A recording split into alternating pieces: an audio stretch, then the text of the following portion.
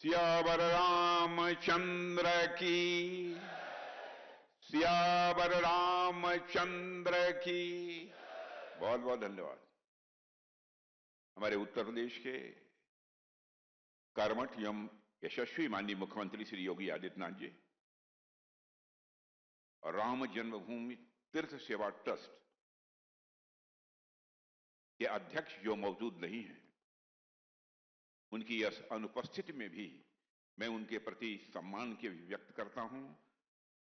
पूज्य नृत्य गोपाल दास जी महाराज, श्री राम जन्मभूमि तीर्थ क्षेत्र ट्रस्ट के महासचिव आदरणीय चंपत राय जी, श्री राम मंदिर निर्माण समिति के अध्यक्ष श्री नितिन जी मिश्र, श्री राम जन्मभूमि तीर्थ क्षेत्र ट्रस्ट के सदस्य डॉक्टर अनिल जी मिश्र, श्री देवेंद्र दास जी, जगत गुरु स्वामी विश्व प्रसन्न तीर्थ महाराज और यहाँ के प्रभारी मंत्री श्री सूर्य प्रताप जी शाही, महापौर श्री गिरीश पज्जी त्रिपाठी, जिला पंचायत अध्यक्ष श्रीमती रोली सिंह, हमारे सभी मंच पर बैठे पूज्य साधुगण, आदरणीय श्री राम शरणदास जी महाराज, आदरणीय श्री अनंत आचार्य जी महाराज, श्रीधराचार्य जी महाराज, श्री वैदेही वल्लभ शरण जी महाराज, श्री राम दिनेशाचार्य जी महाराज, श्री गौरी शंकर दास जी महाराज, श्री बनवारी पति महाराज जी, श्री भरत दास जी महाराज, ज्ञानी श्री चरणजीत सिंह जी, श्री प्रेम शंकर दास जी महाराज, श्री रविंद्र कीर्ति जी महाराज और मंच पर उपस्थित हमारे सभी प्रतिनिधिगण, विधायकगण और यहाँ मौजूद सभी भगवान राम के भक्तगण, सबसे पहले तो मैं आभार व्यक्त करना चाहता हूं श्री चंपत राय जी के प्रति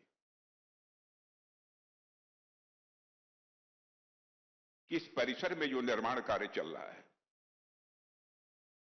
उस निर्माण कार्य के बारे में उन्होंने बहुत ही विस्तृत जानकारी दी है। मैं इस सच्चाई को आप सबके समक्ष स्वीकार करना चाहता हूं कि अभी तक इतनी विस्तृत जानकारी मुझे नहीं थी और बहुत ही अच्छा उनका प्रस्तुतिकरण रहा है। और हमारे उत्तर प्रदेश के मुख्यमंत्री योगी जी के बारे में तो कुछ कहना ही नहीं है। उन्होंने अपने उद्बोधन के माध्यम से जिन लोगों को थोड़ी बहुत नींद भी आती रही होगी, उन्हें जगा दिया है।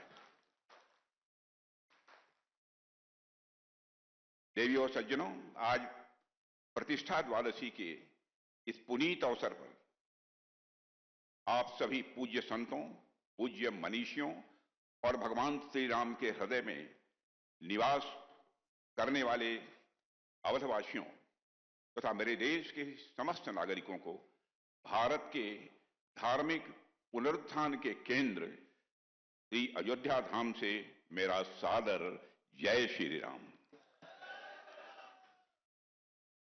बहनों और भाइयों, आज इस पावन भूमि पर आकर सचमुच मैं बहुत ही भावुक हूं और अभिभूत हूं। मुझे कहना हो तो एक वाक्य में यही कह सकता हूं, नाथ आजू मैं काह न पावा। हे परमात्मा, जो मुझे मिलना चाहिए था जीवन में, मैं समझता हूं कि आज यह दर्शन करने के बाद मुझे अपने जीवन में मिल गया है। आज मुझे क्या नहीं मिल गया, यह दिन पाकर मैं मानता हूं कि सब कुछ मुझे मिल गया। ऐसा लग रहा है जैसे मेरे राघवेंद्र सरकार ने स्वयं इस दिन के लिए मुझे चुना था, इसलिए मुझे यहां आने का अवसर प्राप्त हुआ है। साथियों, आज से 2 वर्ष पूर्व हमारे प्रभु श्री राम सदियों की प्रतीक्षा के उपरांत अपने दिव्य मंदिर में विराजमान हुए हैं। अपनी अद्भुत और तेजस्वी छवि के साथ वे आज केवल अयोध्या ही नहीं, अपितु संपूर्ण विश्व को वह कीर्ति प्रदान कर रहे हैं। उस कीर्ति की विशालता को समझने और शब्दों में बांधने का सामर्थ्य मुझे जैसे व्यक्ति में तो नहीं है, परंतु प्रभु की कृपा से आज मैं आप सबके समक्ष यहां पर खड़ा हूं और मुझे लगता है कि आज का दिन मेरे जीवन के सौभाग्यशाली दिनों में से एक है। देवियों और सज्जनों, आज हनुमानगढ़ी में विराजमान श्री हनुमंत जी महाराज, मैं मानता हूं उल्लास से वह परिपूर्ण है। जैसे अपने प्रभु को पुनः वैभव के साथ सिंहासन पर आसीन देखकर उनका हृदय कृतार्थ हो उठा हो। कनक भवन में कनक बिहारी जी आह्लादित हैं। दशरथ महल में चक्रवर्ती महाराज दशरथ अपनी तीनों रानियों के साथ संतोष और गौरव से वह निहाल हैं।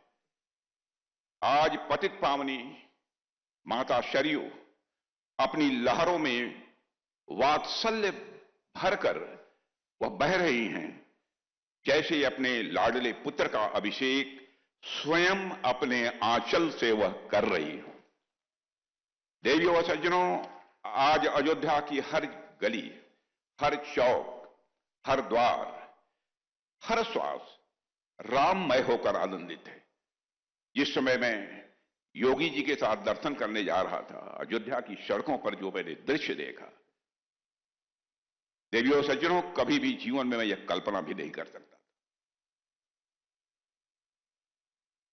और मैं मानता हूं कि यह आनंद केवल अयोध्या तक ही सीमित नहीं है। आज पूरा अवध क्षेत्र, आज संपूर्ण भारतवर्ष और आज विश्व का प्रत्येक वह हृदय जो राम को जानता है, राम को मानता है, राम को जीता है, सब एक साथ इस समय आह्लादित हैं। सभी एक साथ पूरी तरह से वो प्रसन्न हैं। देवियों और सज्जनों, आज का दिन हम सभी के लिए अत्यंत, मैं मानता हूं कि गौरव का क्षण है। और वह ऐतिहासिक क्षण जब भगवान श्री रामचंद्र ने स्वयं अवध की धरती पर पुनः अपने भक्तों को दर्शन देने का समय निश्चित किया था, उसके 2 वर्ष पूरे हो गए हैं।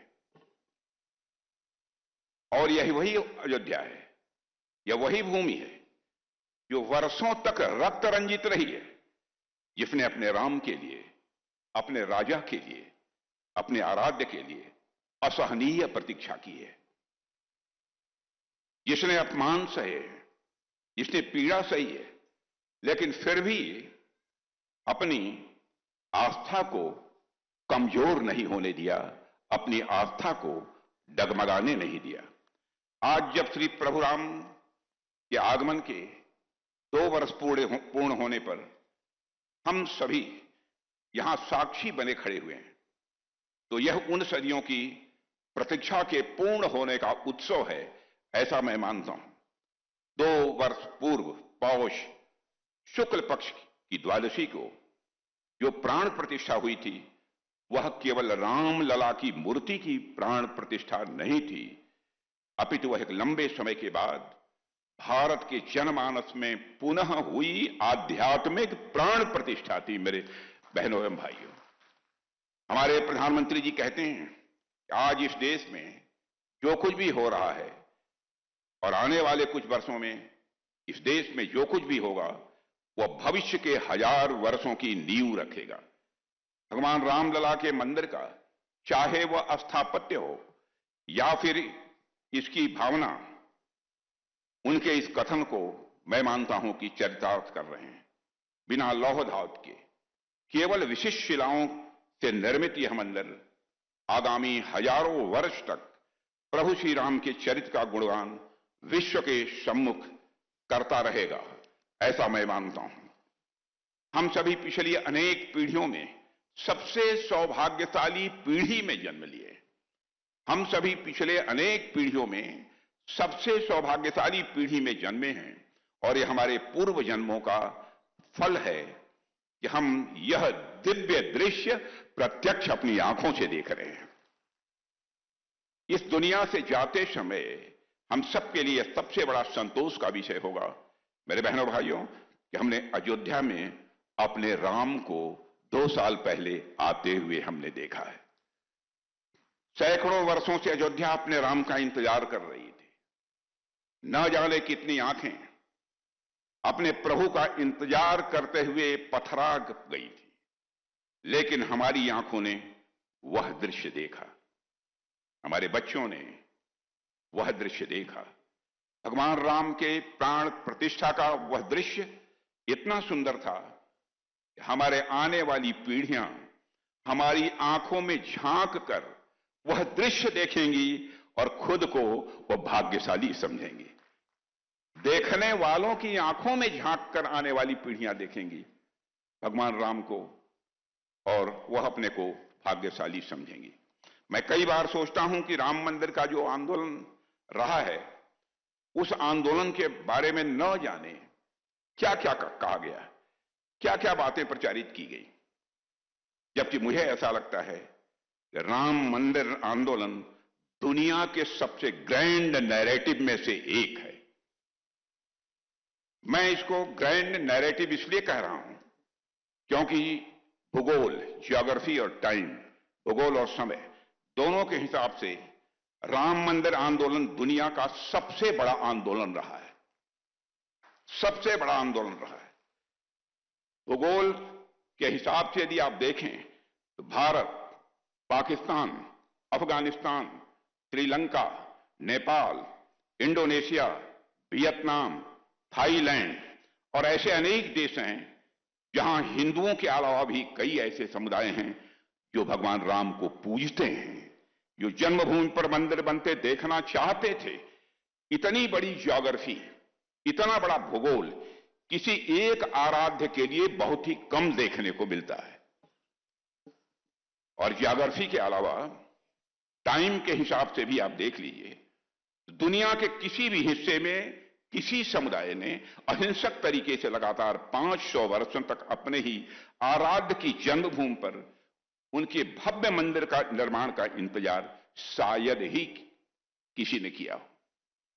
इसलिए ज्योग्राफी और टाइम दोनों ही मामलों में आप देखें तो राम मंदिर आंदोलन से बड़ा ग्रैंड नैरेटिव आपको दुनिया में कोई दूसरा देखने को नहीं मिलेगा। हम उस ग्रैंड नैरेटिव की सफलता की भी उत्सव मना रहे हैं, मैं ऐसा मानता हूं। और वह नैरेटिव इतना सफल हुआ कि न सिर्फ राम अपने मंदिर में आए, बल्कि आज उस मंदिर पर धर्म की ध्वजा लहरा रही है। कितने ही विदेशी आक्रांता, कितने ही विदेशी आक्रांता इस देश आए, सबने सनातन के इस केसरिया ध्वज को गिराने की चेष्टा हमेशा की, लेकिन अब राम मंदिर के शिखर पर जब यह केसरिया ध्वज देवियों और सज्जनों आज लहरा रहा है, तो इस ध्वज से टकराने वाली हवाएं दुनिया भर में जाकर यह संदेश देंगी कि हमारी ओर गौर से देखो। दुनिया भर में जो भी इस ध्वज से हवाएं टकराएंगी, दुनिया भर में जाकर यह संदेश देंगी, हमारी ओर ध्यान से देखो, हमारी ओर गौर से देखो। हम वही सभ्यता हैं जिसे मिटाने के लिए न जाने कितने आक्रांता आए। आज उन आक्रांताओं के कहीं अवशेष भी नहीं बचे हैं और हमारे ध्वज समंदर पार भी गगन से इस समय बातें कर रहे हैं। देवियों सज्जनों, जब हम भगवान श्री राम के चरित्र को, जब हम भगवान श्री राम के चरित्र को पढ़ते हैं, रामायण से रामचरितमानस या राम कथा के अन्य प्रसंगों को हम समझते हैं, तो एक बात बार बार सामने आती है कि जब जब इस धरती पर ऋषियों ने यज्ञ करने का संकल्प लिया, तपस्या का मार्ग चुना, धर्म की स्थापना का उन्होंने प्रयास किया, तब तब कुछ आसुरी शक्तियां आईं और उस यज्ञ को भंग करने का उन्होंने प्रयास किया। यही इतिहास है, यही सत्य भी है, और वैसा ही दृश्य हमने अपने जीवन काल में भी देखा है। जब रथ यात्रा शुरू हुई और अयोध्या से लेकर पूरे भारत के संत, महंत, वैरागी और कार सेवक एक स्वर में खड़े हुए, तब उन पर भी वही आसुरी शक्तियां टूट पड़ी थी। मैं खुद भी उन तमाम घटनाओं का साक्षी रहा हूं और मैं अपने को भाग्यशाली मानता हूं कि जिस समय ढांचा यहां गिरा था, उसके बाद पहला जो सत्याग्रह का आंदोलन प्रारंभ हुआ था, उसमें युवा मोर्चे का मैं राष्ट्रीय अध्यक्ष था। एक संत के साथ मुझे भी नेतृत्व करने का अवसर प्राप्त हुआ था। गोलियां चली थी उस समय, लाठियां बरसी, रास्ते रोके गए और प्रभु राम का नाम लेने वालों को अपराजित घोषित करने का भी उसमें प्रयास किया गया। राम का नाम लेने वालों को कारागार की चार दीवारियों के पीछे कर दिया गया। पर देवियों सज्जनों, हम सब ने प्रभु राम से ही सीखा है, समय सबका न्याय करता है। प्रभु राम से हम सबने सीखा है, समय सबका न्याय करता है। जिसने राम का साथ दिया, जिसने राम राज्य का साथ दिया, जिसने अयोध्या और अवध के विकास का साथ दिया, वह आज प्रभु की कृपा से निरंतर इस राष्ट्र की सेवा में लगा हुआ है। और जिन्होंने राम काज के मार्ग में अवरोध खड़े किए, जिन्होंने संतों, वैरागियों और नागा साधियों तक पर भी गोलियां चलवाई, जिन्होंने त्याग और तपस्या को कुचलने का काम किया, उनकी स्थिति भी आज दुनिया देख रही है। देवियों सज्जनों, कोई भी सामाजिक आंदोलन अचानक शून्य से जन्म नहीं लेता है। कोई भी सामाजिक आंदोलन शून्य से जन्म नहीं लेता है। वह समाज की चेतना से निकलता है, समाज के भीतर पलता है और समाज के बदलाव के अनुसार खुद को बदलते हुए आकार भी लेता है। और जब आंदोलन आगे बढ़ता है तो वह समाज की दिशा भी तय करता है। राम मंदिर निर्माण का आंदोलन भी एक ऐसा ही आंदोलन रहा है जिसने न केवल इतिहास को झकझोरा है, बल्कि वर्तमान को दिशा दी है और साथ ही भविष्य की नींव भी रखी है। बहनों भाइयों, यह संघर्ष कोई एक दिन का नहीं था। यह संघर्ष कोई एक दिन का नहीं था। यह 5 शताब्दियों से अधिक समय तक चला हुआ धैर्य, तपस्या और आस्था का यह संघर्ष था। लेकिन मुझे याद आता है कि जिस तीव्रता, जिस चेतना और जिस व्यापक जन जागरण के साथ यह आंदोलन 90 के दशक में सबके सामने आया, उसने पूरे राष्ट्र को ही पूरी तरह से आंदोलित कर दिया था। हम सबने भगवान राम के मंदिर के लिए चले उस आंदोलन को अपनी आंखों से देखा है, और मैं कहना चाहता हूं कि देखा ही नहीं है, बल्कि उस आंदोलन को हम लोगों ने जिया भी है। संयोग देखिए कि वही 90 का दशक भारत के लिए एक परिवर्तन का दशक भी बना। आर्थिक मोर्चे पर देश ने नए रास्ते खोले। निजीकरण, उदारीकरण और वैश्वीकरण की प्रक्रिया प्रारंभ हुई। सामाजिक स्तर पर वंचितों, शोषितों, पिछड़ों और मातृशक्ति के स्वाभिमान की नई आवाज इसी हिंदुस्तान की धरती पर सुनाई देने लगी। मैं यह नहीं कहता कि यह सारे परिवर्तन केवल मंदिर आंदोलन के कारण हुए, लेकिन इतना मैं अवश्य कह सकता हूं कि जब भी समाज जागता है तो उसका असर हर क्षेत्र पर पड़ता है। कोई क्षेत्र समाज जीवन का अछूता नहीं रह जाता है। चेतना कभी एक दिशा में नहीं बहती, वह पूरे समाज को अपने साथ बहा ले जाती है। वही चेतना हमें आज भी समस्त भारत में इस समय दिखाई दे रही है। आज डबल इंजन सरकार के सशक्त नेतृत्व में अयोध्या अभूतपूर्व परिवर्तन का यह साक्षी बन रही है।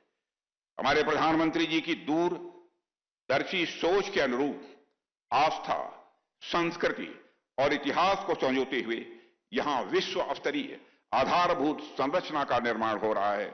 राम मंदिर निर्माण के बाद करोड़ों श्रद्धालुओं के आगमन ने अयोध्या को वैश्विक धार्मिक पर्यटन का केंद्र बना दिया है। सड़कों, आवास, हरित क्षेत्रों, हवाई अड्डे और रेलवे के विकास से अयोध्या एक आधुनिक, सुरक्षित और समृद्ध मॉडल शहर के रूप में इस समय हम सबके सामने खड़ा है। देवियों सज्जनों, यह विकास केवल मैं मानता हूं अयोध्या का विकास नहीं है, बल्कि समूची भारत के गौरव का यह प्रतीक है। इसलिए मैं श्री हनुमान जी के प्रत्यक्ष कृपा पात्र उत्तर प्रदेश के यशस्वी मुख्यमंत्री श्री योगी आदित्यनाथ जी को भी इसके लिए मैं विशेष बधाई देना चाहता हूं।